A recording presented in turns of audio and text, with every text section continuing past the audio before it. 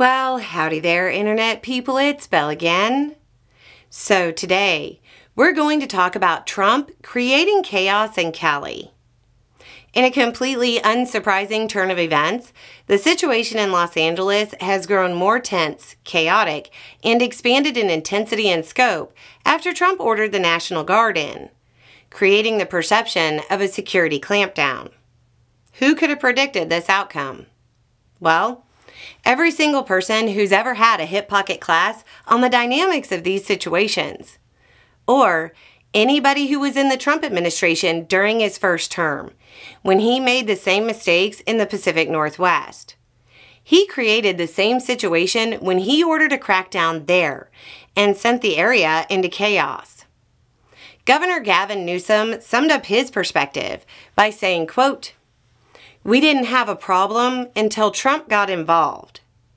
He went on to say that Trump's acts were the acts of a dictator. He said Trump's deployment of the National Guard was, quote, "not to meet an unmet need, but to manufacture a crisis."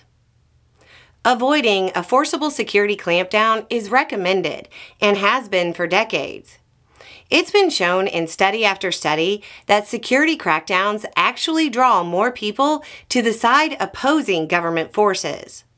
However, most Americans don't like to read studies or manuals. They like to play the tough guy and in the process make everything worse. I honestly think the attitude comes from movies about cops that go outside the lines or presidents who say they don't negotiate with terrorists or whatever. You know, movies can occasionally help people grab a wider concept. Think about that one movie where the guy doesn't want to join the rebellion or revolution or war or whatever. But then government forces go too far and he reluctantly signs up to fight back. Come on, you know the movie, right?